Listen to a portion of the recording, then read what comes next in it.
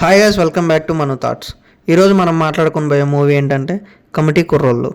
Niharika Konidela produce చేసిన cinema committee కుర్రోళ్ళు గురించి మాట్లాడుకుందాం.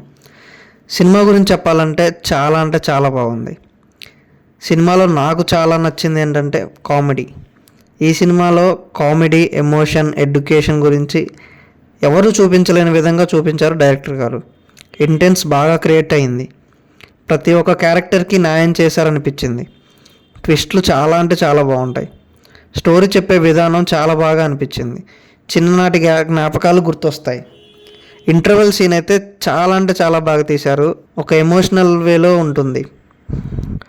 ఇందులో కొంచెం నెగిటివ్ అనిపించింది ఏంటంటే పొలిటికల్ ట్రాక్ అనేది కొంచెం నెగిటివ్గా ఉంది, కొంచెం స్లోగా కూడా అనిపించింది నాకైతే. దాంట్లో కూడా కొంత ఫన్ క్రియేట్ చేసి చూపించారు డైరెక్టర్ గారు.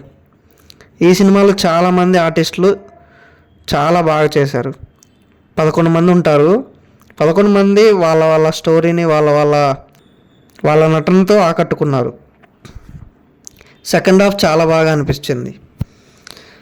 లవ్ ట్రాక్స్ బాగుంటాయి, సాంగ్స్ బాగుంటాయి, ఎమోషనల్గా కనెక్ట్ అయిపోతాం.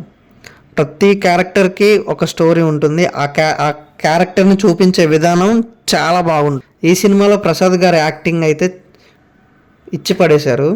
కామెడీ చాలా బాగుంటుంది. డైరెక్టర్ విషయానికి వస్తే మంచి కంటెంట్ తీసుకున్నాడు. చెప్పాలనుకుంది ఒక మంచి పాయింట్. అదేవిధంగా కొన్ని నేటివ్ ఎలిమెంట్స్ని బాగా కనెక్ట్ చేస్తూ ప్రాపర్గా తీశారు. రకరకాల ఎలిమెంట్స్ ఉంటాయి. పర్ఫెక్ట్ స్క్రీన్ ప్లే ఉంటుంది. డైరెక్టర్ గారు ఈ మూవీని చాలా బాగా తీశారని చెప్పొచ్చు. సాంగ్స్, బీజిఎం చాలా బాగున్నాయి. అన్ని సాంగ్స్ న్యాచురల్గా ఉంటాయి. నిహారిక ప్రొడక్షన్ వాల్యూస్ చాలా బాగున్నాయి. డైరెక్టర్ గారు బ్రిలియన్ స్క్రీన్ ప్లే చూపించారు. యూత్కి బాగా కనెక్ట్ అయిపోతుంది. ఓల్డ్ డేస్ గుర్తొస్తాయి. చిన్నప్పుడు మనం ఏమేం చేసాము, ఏమేమి ఆటలాడాము అవన్నీ గుర్తొస్తాయి. హీరోయిన్స్ బాగా యాక్ట్ చేశారు.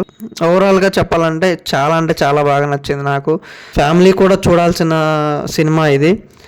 మీలో ఎవరైనా చూడని వాళ్ళు ఉంటే తప్పకుండా థియేటర్కి వెళ్ళి చూడండి. మంచి ఎక్స్పీరియన్స్తో బయటకు వస్తారు. ఈ సినిమాకి నేను ఇచ్చే రేటింగ్ 3.5. చూసిన వాళ్ళు మీకు ఎలా అనిపించిందో కింద కామెంట్లో మెన్షన్ చేయండి. ఇంకా సబ్స్క్రైబ్ చేసుకునే వాళ్ళు ఉంటే ప్లీజ్ సబ్స్క్రైబ్ చేసుకోండి.